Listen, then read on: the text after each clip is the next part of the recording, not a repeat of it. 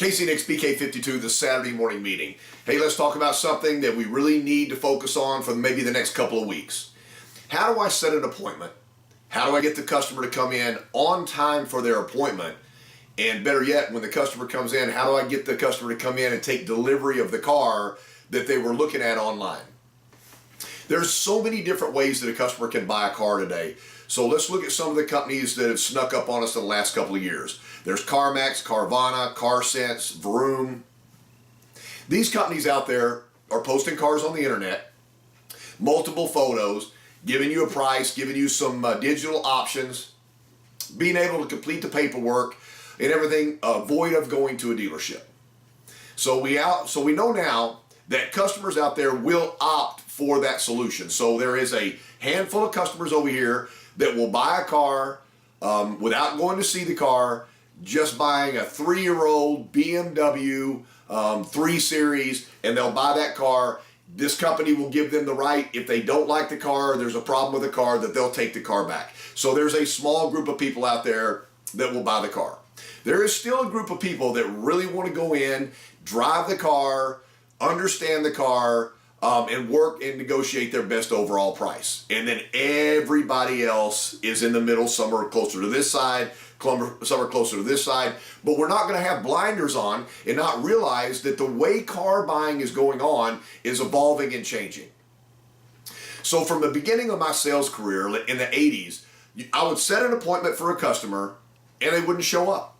I did everything I was told to do. I did my follow-up, I set the appointment, I did a follow-up phone call, I prepped the car, I had the car in front of the dealership, and at that 1 o'clock magical appointment, they never showed up, and if I ever got back hold of them on the phone, they told me, well, I already bought something. So let's analyze that for a second, because that's real. If you work at a Toyota dealership, and you're selling new cars or pre-owned cars, customers are price shopping these cars. And I know I'm wrong. I've been told since the day I started selling cars that price doesn't matter.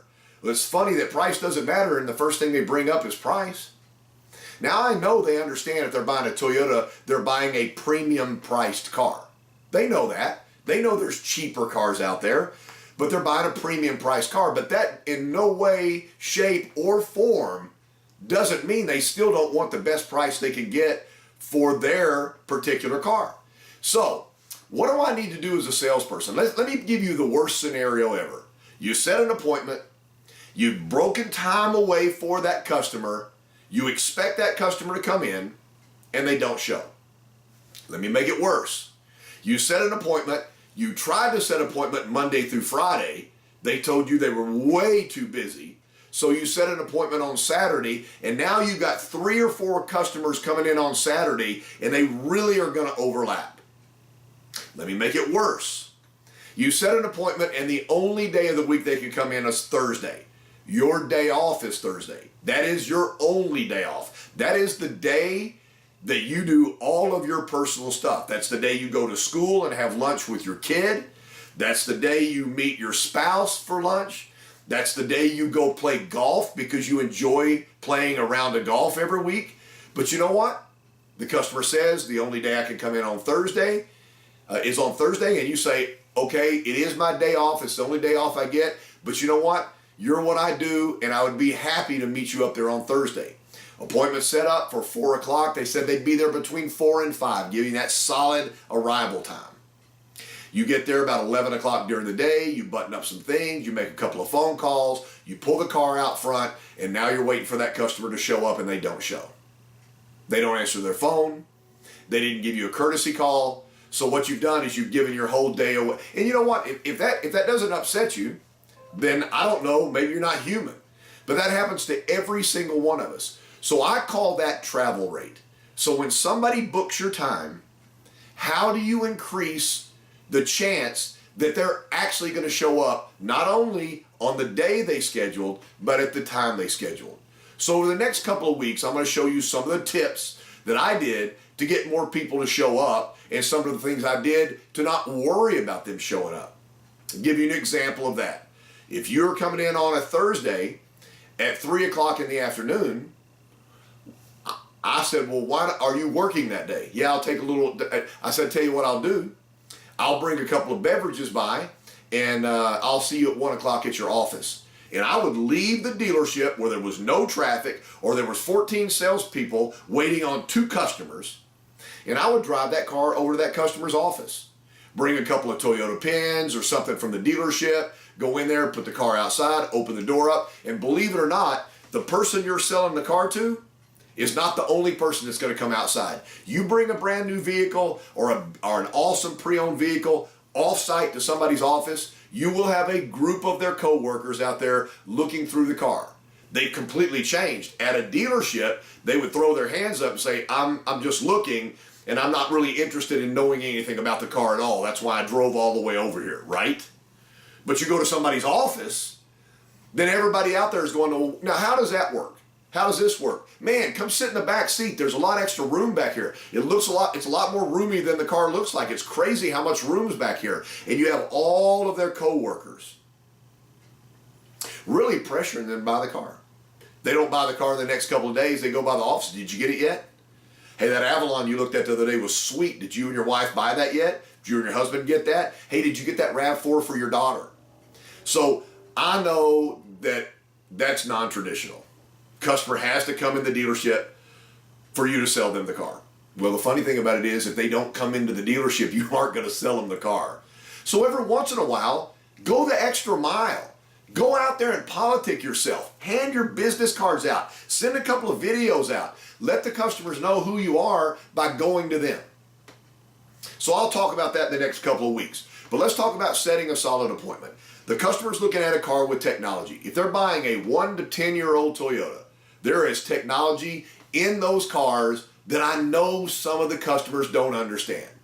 I know that for a fact because some of the people selling Toyotas don't understand. If you're selling a 6-year-old Camry, that car is really completely different than a brand new Camry as far as technology, equipment, how the car is price structured.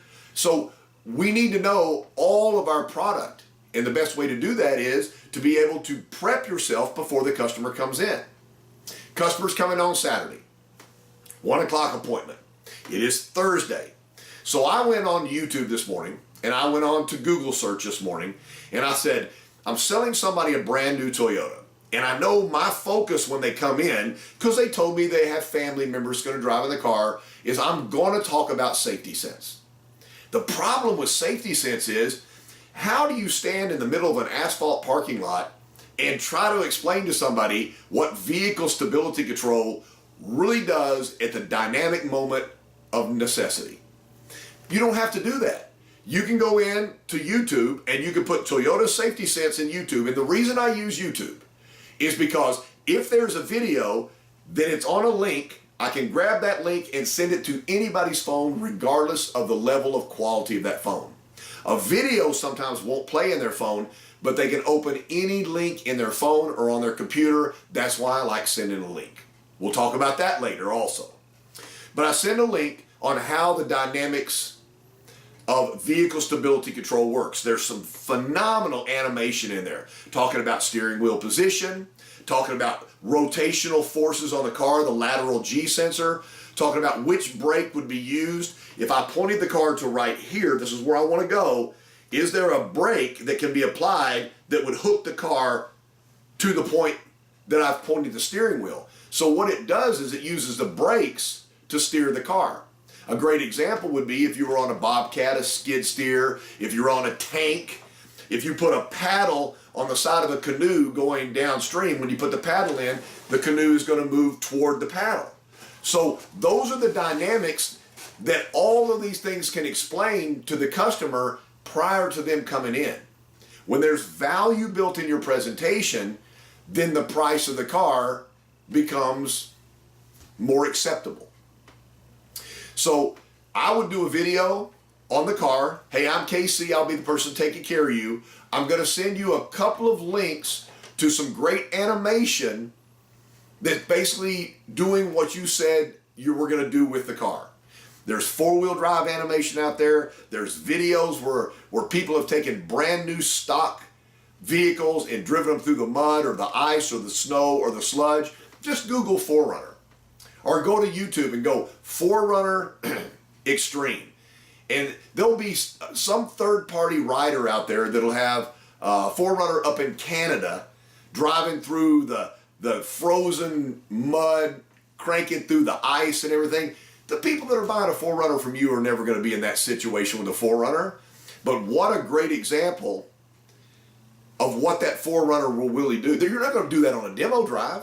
Where are you going to find a big, giant, icy forest to demo the 4Runner in?